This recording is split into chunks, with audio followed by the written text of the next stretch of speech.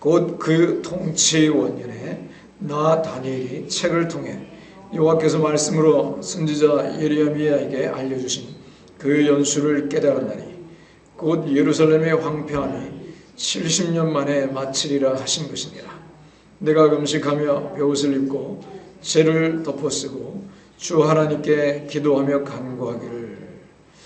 한 군데 더 보겠습니다. 시편 119편. 주의 말씀은 내 발의 등이요 내 길의 빛이니이다. 아멘. 한번 따라하겠습니다. 말씀과 기도로 동행합니다. 네, 오늘 설교 제목입니다. 말씀과 기도로 동행합니다. 성도 여러분, 지난주 우리는 예배로 동행합니다 라는 주제로 은혜를 나눴습니다.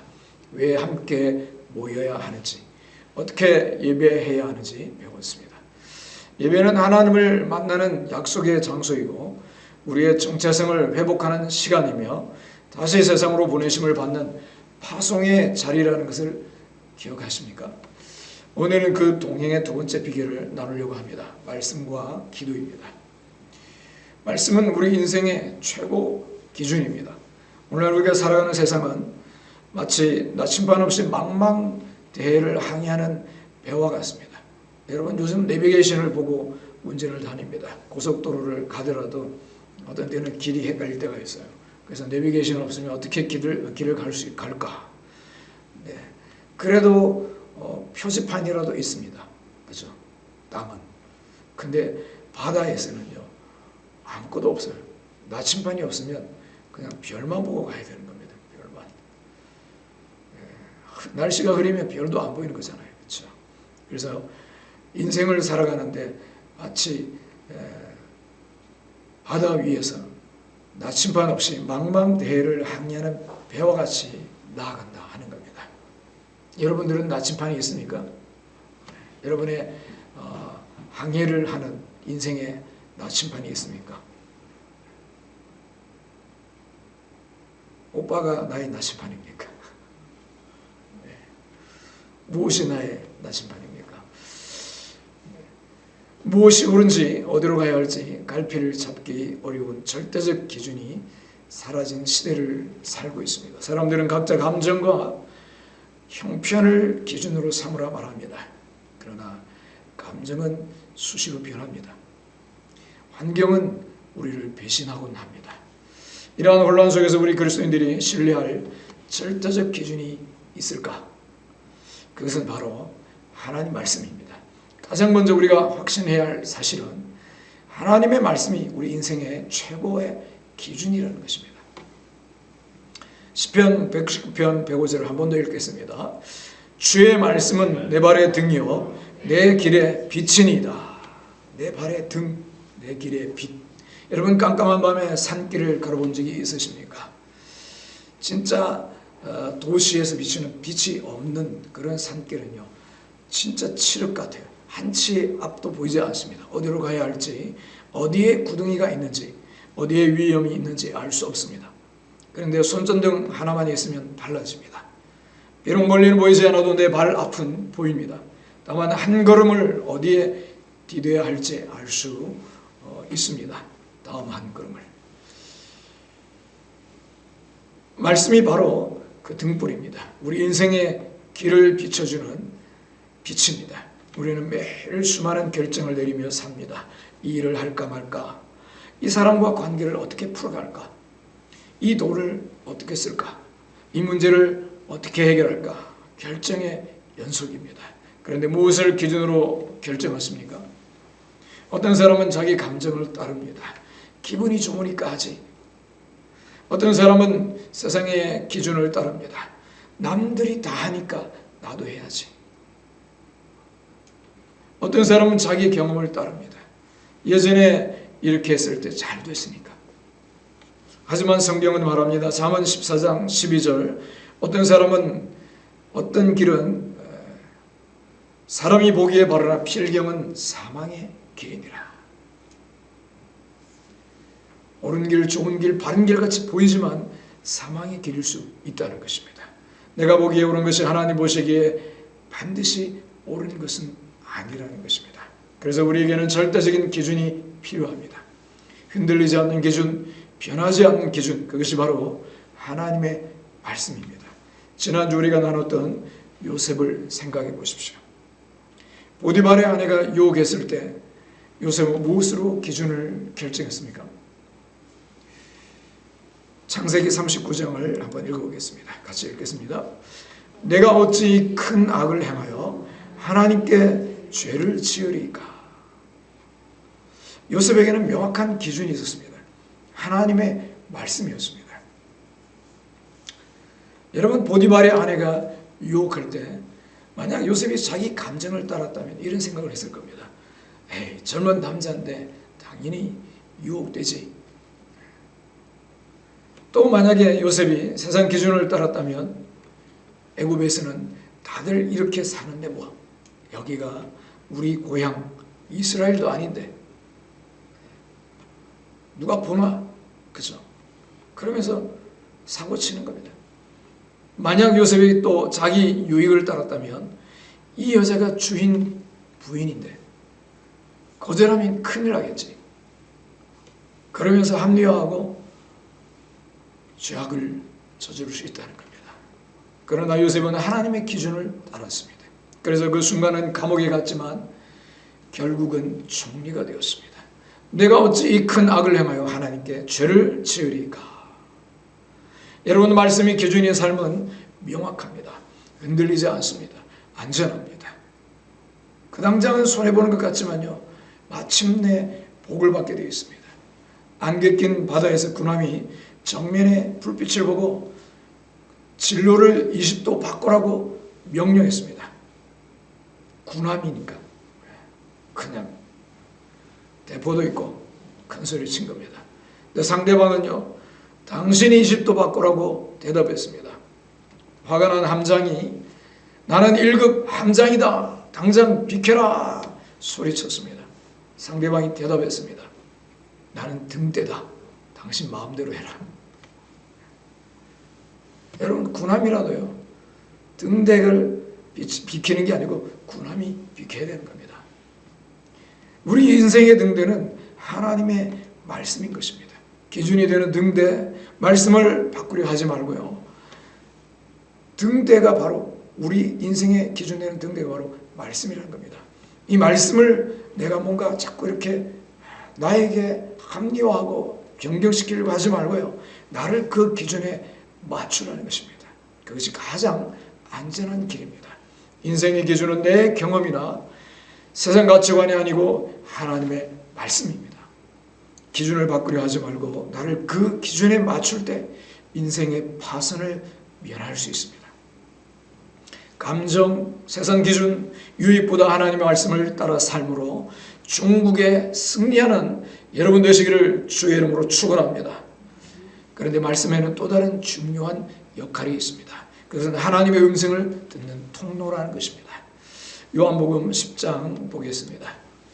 같이 읽겠습니다. 내 양은 내 음성을 들으며 나는 그들을 알며 그들은 나를 따르느니라. 성도 여러분, 여러분은 하나님의 음성을 들어본 적이 있습니까? 하나님이 나에게 말씀하신다는 것을 경험해 보셨습니까? 어떤 분들은 이렇게 생각합니다. 나는 예언자도 아니고 목사도 아닌데 하나님 나한테 말씀하시겠어? 근데 성경은 분명히 말씀합니다. 하나님은 당신의 양들에게 말씀하신다고 분명히 말씀하십니다. 그렇다면 어떻게 하나님의 음성을 들을 수 있을까요? 바로 말씀을 통해서입니다. 하나님은 말씀을 통해 우리에게 말씀하십니다. 물론 성경 66권 전체가 하나님의 말씀입니다. 하지만 성령님께서는 특정한 때에 특정한 말씀을 통해 우리에게 강하게 조명해 주십니다. 성경을 읽는데 어떤 구절이 내 마음에 강하게 다가옵니다. 아, 이 말씀이 오늘 나에게 필요한 말씀이구나 깨달아집니다.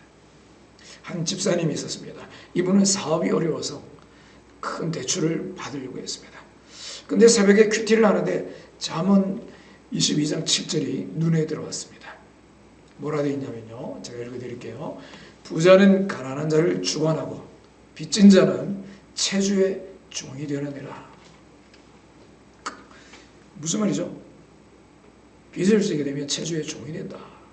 그 순간 성령님께서 이 말씀을 그의 상황에 비춰주셨어요. 그분은 깨닫게 됩니다. 지금 내 마음을 들여다보니 두려움으로 빚을 내려고 하는구나. 하나님을 신뢰하기보다 돈을 의지하려는구나. 지금 나에게 필요한 것은 대출이 아니라 하나님을 신뢰하는 것이구나. 물론 모든 대출이 나쁜 것이 아닙니다. 어떤 상황에서는 대출이 지혜로운 선택일 수도 있습니다. 하지만 그분에게 그 순간 하나님이 원하신 것은 빚이 아니라 신뢰였습니다. 중요한 것은 하나님의 인도를 구하는 것입니다. 그분은 대출을 포기하고 대신 사업 규모를 줄이고 절약하며 기도하며 버텼습니다. 몇 달 후 놀라운 일이 일어났습니다. 생각지도 못한 곳에서 큰 거래가 들어왔고 사업이 회복되었습니다. 그분이 나중에 이렇게 말했습니다. 목사님, 그때 만약 빚을 냈다면 지금쯤 빚더미에 앉아 있었을 것입니다. 하나님의 말씀으로 저를 구해 주셨어요. 여러분, 이것이 말씀의 능력입니다. 말씀은 단순히 읽는 글자가 아닙니다. 말씀은 살아있습니다. 히브리서 4장 12절을 읽어보겠습니다. 하나님의 말씀은 살아있고 활력이 있어 조여낼 수 있는 어떤 검보다도 예리하여. 말씀은 살아서 우리에게 말을 겁니다. 우리를 찌릅니다. 우리를 인도합니다. 우리를 깨웁니다. 그래서 우리는 매일 말씀을 읽어야 합니다. 하나님의 음성을 듣기 위해서입니다. 하나님의 말씀을 통해 하나님의 음성을 듣고 하나님과 동행하시기를 주의 이름으로 축원합니다. 그래서 말씀은요, 정말 변하지 않는 절대적인 기준, 완벽한 기준입니다. 그리고 또 말씀을 통해서 우리는 하나님의 음성을 들을 수가 있는 겁니다. 자, 그런데 여기서 중요한 질문이 생깁니다. 하나님의 말씀을 받고 하나님의 음성을 들었다고 그것이 자동으로 이루어질까요? 어떻게 생각하세요? 야, 나 하나님 말씀 받았어. 하나님 내게 이렇게 말씀하셨어. 그러면 그대로 시간이 지나면 이루어집니까? 아니라는 겁니다. 그 말씀이 이 땅에서 이루어지려면 기도해야 합니다. 다니엘서를 보겠습니다. 9장 2절부터 보겠습니다. 곧 그 통치 5년에 나 다니엘이 책을 통해 여호와께서 말씀으로 선지자 예레미야에게 알려주신 그 연수를 깨달았느니 곧 예루살렘의 왕폐함이 70년 만에 마치리라 하신 것이니라. 내가 금식하며 베옷을 입고 죄를 덮어쓰고 주 하나님께 기도하며 간구하기를. 여기서 중요한 장면이 벌어집니다. 다니엘은 예레미야서를 읽다가 하나님의 약속을 발견합니다. 70년이 차면 포로 생활이 끝난다. 여러분, 다니엘은요 지금 포로로 잡혀와 있는 겁니다. 오랜 세월 살다 보니까 거의 70년 가까웠거든요. 살다 보니까 포로 생활을 하다 보니까 힘들었어요. 다른 방법을 찾은 게 아니고요, 성경을 읽은 겁니다. 하나님 말씀을, 하나님 내게 말씀해 주세요 하면서. 근데 성경을 보니까 70년이 차면 포로 생활이 끝난다. 그날따라 그 말씀이 깨달아진 겁니다. 아, 그렇구나. 분명한 약속을 받게 된 겁니다. 하나님이 하신 말씀입니다. 그렇다면 다니엘이 뭐라고 했을까요? 이야, 하나님이 약속했으니까 가만히 기다리면 되겠네. 여러분, 이렇게 말했을까요? 아닙니다. 다니엘은 즉시 기도하기 시작했습니다. 금식하며 베옷을 입고 죄를 덮어쓰고 간절히 기도했습니다. 왜일까요? 하나님의 약속이 있는데 왜 기도합니까? 여기 중요한 진리가 있습니다. 하나님의 약속이 있어도 우리가 기도로 뜻을 합해야 이 땅에서 이루어진다는 것입니다. 자, 그렇다면 하나님은 왜 우리의 기도를 필요로 하실까요? 왜 기도해야 될까? 여러분, 제가 기도에 관한 책을 저 뒤에도 보시면 아시겠지만 꽤 많이 읽었어요. 근데 여기에 대한 답을 쓴 책이 거의 없다는 겁니다. 교제하기로 원해서 뭐 이런 말은 있어요. 근데 그것은 정말 시원한 답이 안 되더라고요. 왜 하나님은 꼭 기도해야 되는가? 교제하기 위해서라면 내가 기도 안 해도 하나님 어떤 때는 주실 수 있겠죠. 그렇죠? 어떤 때는 교제를 또 쉴 수도 있고 하니까 또. 근데 기도가 있어야 역사가 일어난다는 겁니다. 기도 없이는요, 하나님의 일은 이루어지지 않는다는 것입니다. 왜 꼭 기도가 필요한가? 왜 꼭 기도를 하라고 하실까? 기도가 없으면요, 능력이 없습니다. 기도가 없으면 아무 역사가 없습니다. 하나님의 일은 기도 없이는 이루어지는 일이 없습니다. 내가 예수님 믿게 되었다. 누군가 나를 위해서 기도했다는 겁니다. 여러분, 하나님 일을 하실 때는 반드시 어떤 사람에게, 내가 모르는 사람, 나를 위한 어떤 일일지라도 내가 모르는 사람을 기도를 시켜서라도 하나님은 기도를 통해서 하나님은 일하신다는 겁니다. 여러분, 반드시 기억하셔야 됩니다. 참 어떻게 보면 놀랍기도 하면서도요, 야, 이거 기도 안 한다면 안 되는 거구나. 우리는 분명히 새겨야 됩니다. 왜 하나님은 우리의 기도를 필요로 하실까? 첫 번째는요, 하나님은 우리에게 이 땅에 대한 권위를 맡기셨기 때문입니다. 이 땅에 대한 권위, 책임, 권리가 우리에게 있다는 겁니다. 창세기 1장 28절입니다. 하나님이 그들에게 복을 주시며 하나님이 그들에게 이르시되 생육하고 번성하여 땅에 충만하라. 땅을 정복하라. 바다의 물고기와 하늘의 새와 땅에 움직이는 모든 생물을 다스리라 하시니라.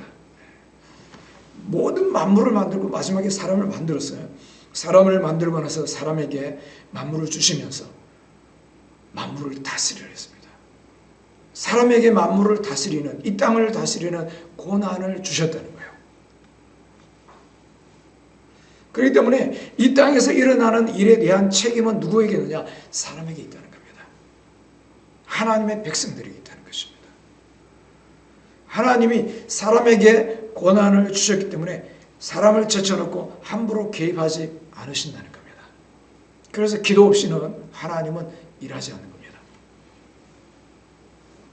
하나님이 이 땅을 다스리는 자로 우리를 세우셨기에 우리를 초월하여 일하지 않으신다는 것입니다. 우리는 막연하게 생각합니다. 하나님 나 사랑하시며 하나님 나 아시니까. 여러분, 우리가 하나님께 기도하는 것은요, 하나님 몰라서 하나님께 기도하는 게 아닙니다.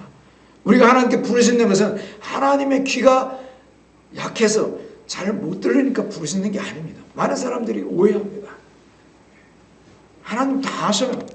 속으로도 생각도 사상도 다 아셔요. 다 보고 계셔요. 그러나 하나님이 우리의 입술을 열어서 부르시고 기도하기를 원하십니다. 왜? 이 땅의 통치는 우리에게 맡겼기 때문에. 우리가 동의할 때 하나님이 일하신다는 것입니다. 하나님의 뜻이 이 땅에서 이루어지려면 땅에 있는 우리가 그 뜻에 동의하고 구하고 협력해야 합니다. 그래서 예수님께서 기도를 가르쳐 주실 때 그 짧은 기도 속에 이 내용이 있었던 것입니다. 마태복음 6장입니다. 주기도문이죠. 같이 읽겠습니다. 나라가 임하시오며 뜻이 하늘에서 이루어진 것 같이 땅에서도 이루어지이다. 하나님이 작정하시면 끝입니다. 그렇죠? 하나님 뜻을 막을 사람이 누가 있겠어요? 하나님의 뜻이 있으면 끝난 겁니다. 근데도 하나님, 예수님은요, 하나님의 뜻이 땅에서 이루어지도록 기도하라고 그렇게 말씀하신 겁니다. 다니엘 10장 12절에도 이렇게 되어 있습니다. 내 말로 말미암아 내가 왔다. 누가 한 이야기죠? 천사가 한 이야기입니다. 내 말로 말미암아 내가 왔다. 이 땅에 대한 권한을 사람에게 맡기셨기 때문에 사람의 동의, 즉 기도가 있어야 하나님이 개입하실 수 있는 것입니다. 그래서 하나님은 기도할 사람을 찾으시는 것입니다. 할렐루야.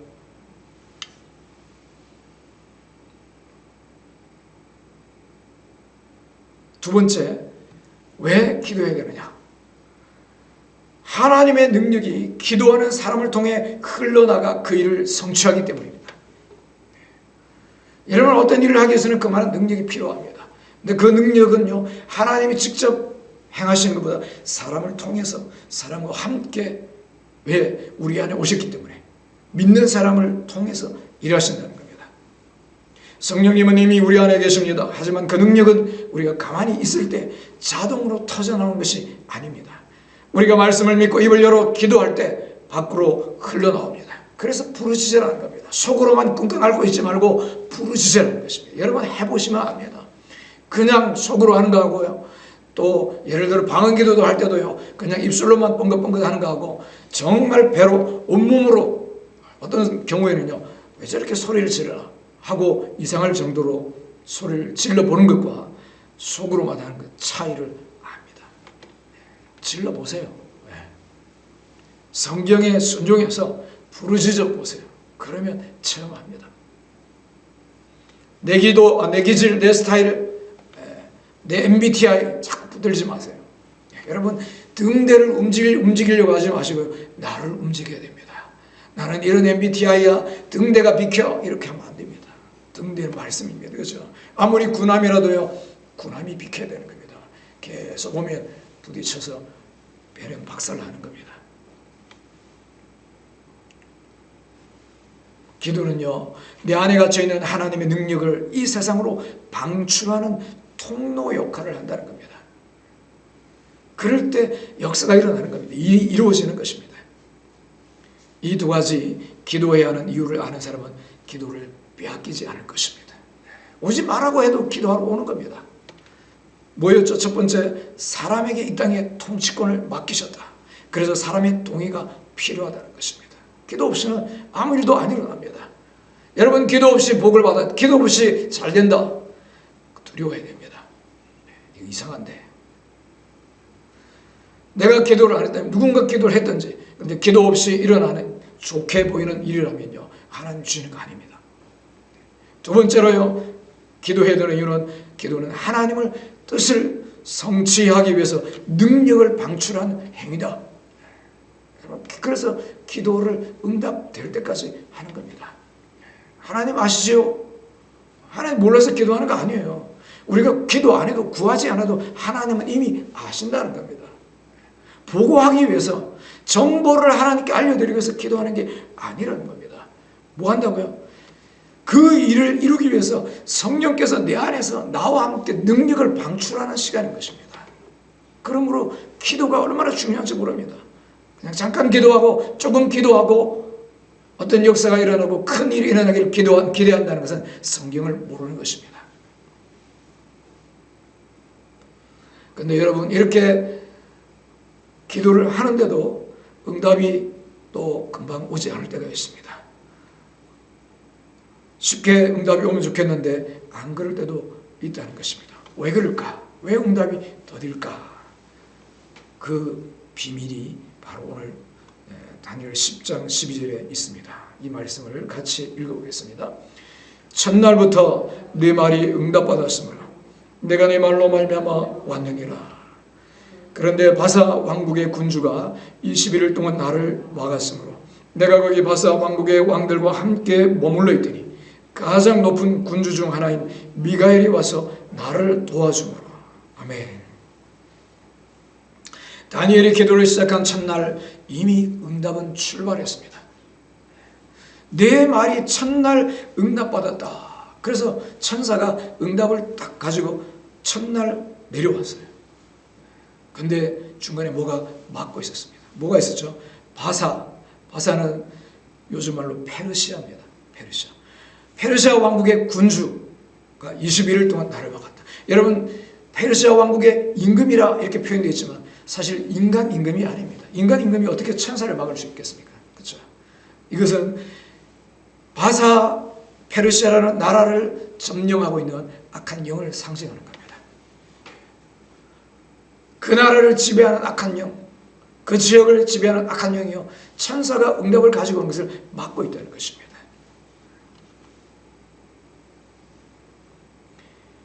이것은 놀라운 사실을 우리에게 알려줍니다. 응답의 지혜는요, 왜 응답이 되지 않는가? 하나님이 안 들으셨다, 하나님이 응답을 안 하셨다가 아니라 하나님이 이미 첫날 응답하셔도 중간에 막혀 있을 수 있다는 겁니다. 응답이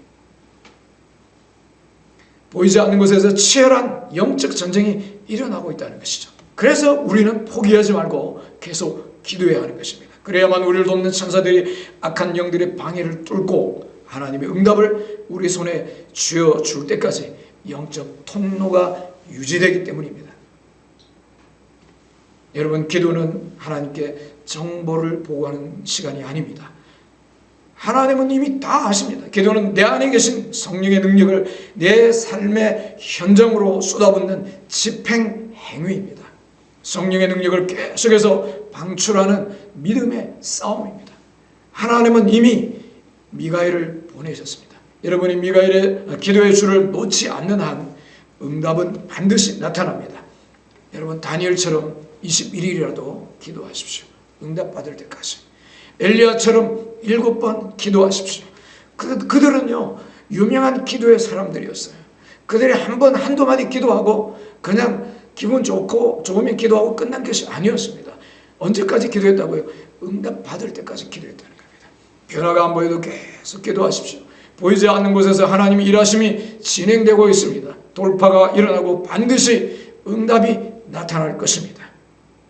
구체적으로 어떻게 기도하는지 한 가지만 말씀드리고 지치지 않고 기도하는 법을 말씀드리고 마치겠습니다. 내 의지만으로 기도하면 금방 지칩니다. 그래서 우리는 말씀을 붙잡고 기도해야 합니다. 막연하게 기도하는 사람은 자꾸 눈앞에 문제만 봅니다. 아픈 몸을 보고 텅 빈 통장을 보며 기도합니다. 그러니 상황이 조금만 나빠져도 하나님은 내 기도를 안 들으시나 봐 하며 절망합니다. 하지만 말씀을 붙잡고 기도하는 사람은 다릅니다. 말씀을 붙잡고 기도하면 내 눈은 문제보다 더 큰 이미 이루어진 모습을 바라보게 됩니다. 이것이 말씀을 통해 믿음을 발휘하는 비결입니다. 예를 들어보겠습니다. 질병으로 고통받을 때 단순히 하나님 고쳐주세요 이러고만 있으면요 아픈 내 몸만 보게 됩니다. 그러나 그가 채찍에 맞음으로 우리는 나음을 받았도다 라는 말씀을 붙잡습니다. 이 말씀을 읽으며 기도하는 순간 내 마음속에는 지금의 통증이 아니라 하나님이 이미 고쳐놓으신 나의 건강한 모습이 그림처럼 그려집니다. 약속의 말씀을 통해 성취된 미래를 미리 보게 되는 것입니다. 이렇게 이루어진 모습을 미리 보게 되면 우리는 믿음을 발휘하기가 훨씬 쉬워집니다. 하나님 돈이 없어요. 모자라요. 마이너스예요. 도와주세요. 채워주세요. 이러면요 내 눈에 보이는 게 뭐예요? 없는 것만 보인다는 겁니다. 그렇죠? 없는 것만 보이면 믿음이 아니고요. 자꾸 오히려 기도 안 할 때보다 없는 모습, 안 되는 모습을 보게 되면 사람이 더 불신 가운데 떨어집니다. 낙심 가운데. 기도를 거꾸로 하고 있는 겁니다. 여러분 기도는 문제를 바라보고 하는 게 아니고 말씀을 붙잡고 하는 겁니다. 하나님은 영광 가운데 풍성한 대로 너희 모든 쓸 것을 채워주신다고 했습니다. 하나님의 약속, 하나님이 좋게 이루어주실 모습을 그리면서 미래를 바라보며 기도할 때 믿음을 발휘하기가 훨씬 쉬워지는 것입니다. 사탄아 상황은 여전히 어렵지만 나는 말씀을 통해 이미 승리한 나의 모습을 보았다. 하나님은 이미 이루셨다고 하셨으니 나는 응답이 눈앞에 나타날 때까지 기도의 분량을 채우며 기다리겠다. 여러분 기도하는 게 쉬운 거 아닙니다. 육신의 건강을 위해서도요 운동하려고 하면 안 하다 하면 힘듭니다. 제가 며칠 전에 군산을 갔다 왔는데 한 3시간 40분 30분 왕복 한 7시간 좀 넘죠. 그 다음날 피곤하더라고요. 못 일어나겠더라고요. 30대는요 그보다 훨씬 먼 거리 양산에서 군산까지 3시간 40분 30분 그래도 걸리는데 부산에서 더 먼 부산에서 대전까지 왕복해도 끄떡 없었어요. 체력도 그런 겁니다. 그죠? 근데 그렇게 체력을 키우려면 시간이 필요합니다. 금방 키워진 게 아닙니다. 마찬가지입니다. 영적인 체력 마찬가지입니다. 기도 안 하는 사람이 5분 하는 거 쉽지 않아요. 그렇죠? 근데 5분 하다가 자꾸 조금 더 하면요 나중에 10분 하게 되고 10분에 30분 나중에는 1시간 되고요 1시간이 2시간 거뜬하게 하는 겁니다. 그러면서 영적인 능력들이 강력하게 흘러나가는 겁니다. 삶의 환경들을 변화시키는 겁니다. 말씀은 우리에게 응답된 결과를 미리 보여주는 영적 사진기와 같습니다. 그 사진이 내 손에 들려있는데 어떻게 기도를 포기하겠습니까? 그 영광스러운 결과를 미리 보기 때문에 우리는 즐거이 인내하며 응답의 시간을 향해 나아갈 수 있는 것입니다. 할렐루야. 이 말씀을 주신, 이 약속을 주신 좋으신 하나님께 박수로 영광 돌리겠습니다. 사랑하는 성도 여러분, 이제 말씀을 정리하겠습니다. 인생의 거친 풍랑 속에서 여러분을 지켜줄 가장 안전한 기준은 오직 하나님의 말씀입니다. 그 말씀을 붙잡고 기도라는 엔진을 가동시키십시오. 응답이 더디다고 느껴지십니까? 상황이 더 나빠지는 것 같습니까? 속지 마십시오. 그것은 지금 여러분의 기도가 사탄의 저항을 뚫고 응답의 길을 내고 있다는 증거입니다. 여러분 터널을 뚫을 때요 마지막 조금 남은 그 바위 하나가 뚫리기 전까지는요 캄캄합니다. 그러나 거기에 뚫리면요 완전히 관통이 되는 겁니다. 포기하지 마세요. 끝에까지 다 왔는데 포기하고 여기는 아무것도 없는가 봐 하고 다 왔는데 바위 하나 두고 다시 돌아오는 기도를 포기하는 여러분 되지 않기를 바랍니다. 뚫어내시기를 바랍니다. 말씀을 통해 이미 이루어진 승리의 모습을 바라보며 확신 가운데 선포하십시오. 그러면 반드시 때가 옵니다. 여러분도 고백하게 될 것입니다. 여호와께서 나와 함께 하심으로 내가 형통한 자가 되었다. 이번 한 주 말씀 붙잡고 기도함으로 영적 전쟁에서 완벽한 승리를 거두시는 모든 성도님 되시기를 주의 이름으로 축원합니다.